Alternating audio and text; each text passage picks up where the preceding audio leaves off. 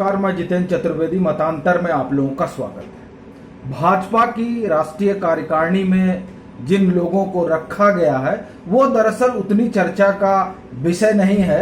विषय वो ज्यादा चर्चा का है जिन लोगों को कार्यकारिणी से बाहर किया गया और उनका बाहर जाना और फिर उनका जो अपना राजनीतिक भविष्य है उसको लेकर हम लोग बात करेंगे और खासकर बात करेंगे वरुण गांधी की कि वरुण गांधी कैसे आए, भाजपा में कौन लेकर आया, फिर अचानक क्या हुआ और अब वो कौन सी राह थामने वाले हैं। लेकिन उससे पहले हम लोग उन फौरी कारणों पर बात करते हैं जिनकी वजह से ये माना जा रहा है कि वरुण गांधी को बाहर जाना पड़ा, सुब्रमण्यम स्वामी को बाहर जाना पड़ा और मेनका गांधी को बाहर जाना पड़ा। सुब्रमण्यम स्वामी के जो तेवर हैं वो आप लोग देख ही रहे हैं। वो पहले तो क्या होता था कि प्रत्यक्ष नहीं परोक्ष रूप से मोदी सरकार पर हमला करते थे, लेकिन अभी उन्होंने अपना थोड़ा स्वभाव बदला और वो सीधे तौर पर हमलावर हो गए मोदी सरकार पर। सीधे तौर पर पहले तो वो जैसा हमने कहा कि अपरोक्ष हुआ करता था, लेकिन अब वो जो एक पर्दा था उन्होंने वो भी गिरा दिया। वो राज्यसभा में आए कैसे, उसकी एक अलग कहानी है, उस कहानी पर हम लोग बात नहीं करेंगे।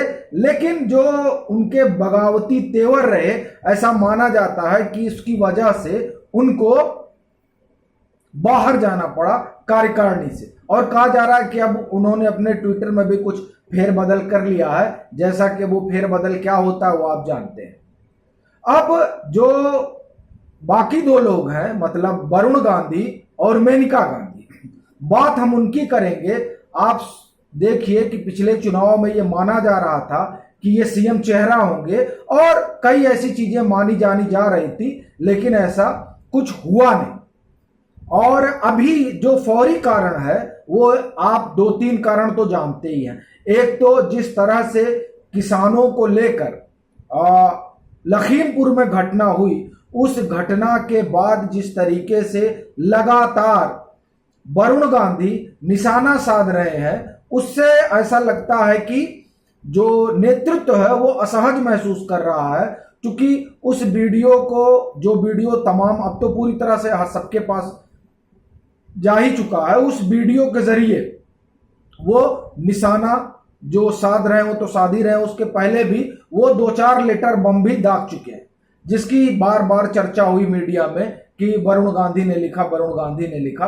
तो इस तरीके से उन्होंने आप एक तरह से कहिए कि ये तय कर लिया कि उन्हें क्या करना है। लेकिन एक चीज ये भी जान ली, पार्टी का स्लोगन है पार्टी विथ डिफरेंसेस। अब वो डिफरेंस इतना महंगा पड़ जाएगा मालूम नहीं, लेकिन ये तो स्लोगन है ही है। बहरहाल उस स्लोगन पर हम नहीं जाते हैं, हम आते हैं वरुण गांधी पर। देखिए, वरुण गांधी की जो अपनी महत्वाकांक्षा रही है और है, हम उस पर चर्चा नहीं करेंगे। हम बात करते हैं कि वरुण गांधी आए कैसे। देखिए, इसको वरुण गांधी आए कैसे, इसका बड़ा अच्छा वर्णन जो है, आप कहिए उस पर वरिष्ठ पत्रकार, हम लोगों के गुरु संपादक राम बहादुर राय सर ने अपनी उनकी एक किताब, आप उनकी नहीं, आप उनका जो लेख है उसका कंपाइलेशन आया है जो वो जनसत्ता में लिखा करते थे। तो उसी में से एक किताब है नीति और राजनीति, यह है वो किताब। इस किताब में दरअसल एक चैप्टर है, उस चैप्टर में वो बताते हैं नई पीढ़ी से दो राजनीतिक धाराओं में बटा नेहरू परिवार।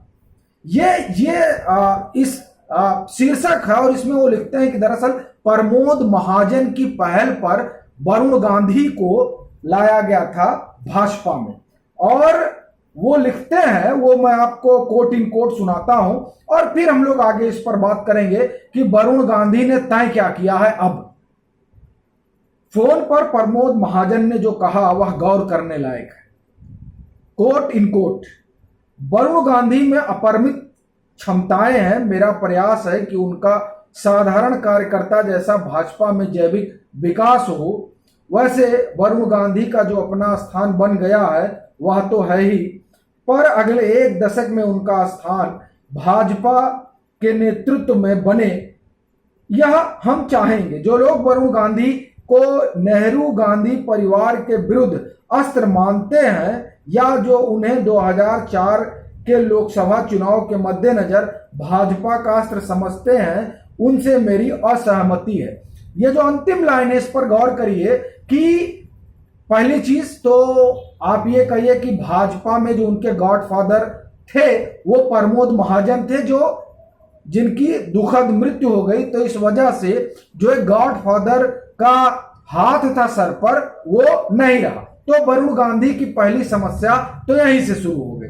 दूसरी, उनको लाया इसलिए गया था, हालांकि प्रमोद महाजन उससे इनकार कर रहे हैं कि अगर कोई ये मानता है कि इनको अस्त्र के रूप में लाया गया है और नेहरू गांधी परिवार पर हमला होगा कि एक परिवार उधर और दूसरा इधर, तो ये सोचना गलत है। हालांकि माना यही जा रहा था और यही माना भी जा रहा था कि दरअसल इसी वजह से वो आए भी।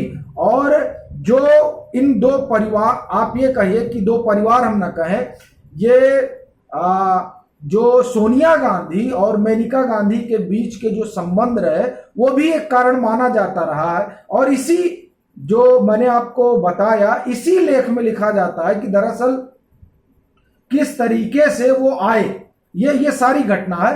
कहने का मतलब यह है कि उनको प्रमोद महाजन लेकर आए।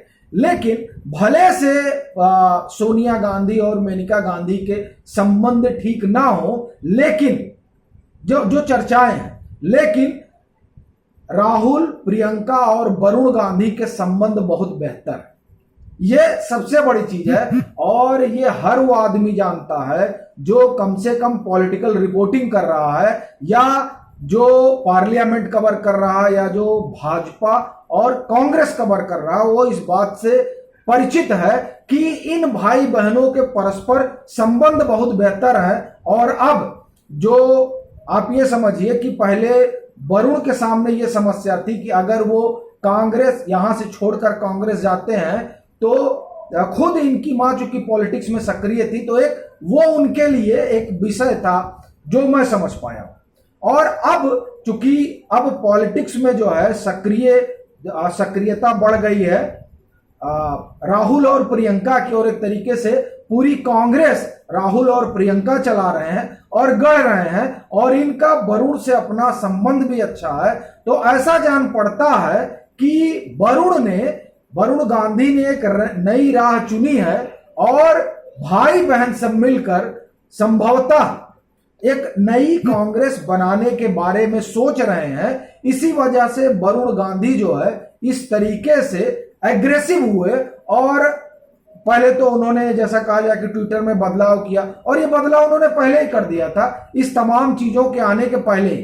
तो अब जो वो चर्चा चल रही थी और फिर जिस तरीके से उन्होंने पत्र लिखे और जो वीडियो वायरल हुआ उसको लेकर उन्होंने जिस तरह की बातें की, उन सब के बाद वो जान रहे थे कि इस तरह के तेवर जो हैं वो महंगे पड़ेंगे, लेकिन शायद उन्होंने अपना रास्ता चुन लिया है और उस चुनाव के कारण ही वो संभवतः आर पार की लड़ाई में आ गए थे। तो अब वो लड़ाई जो है अंजाम तक पहुंची गई है, राष्ट्रीय कार्यकारिणी से उनको बाहर कर ही दिया गया है। अब आगे वो क्या तय करेंगे ये देखना दिलचस्प होगा। चलते हैं, फिर मिलेंगे एक नए मसले के साथ, तब तक के लिए राम।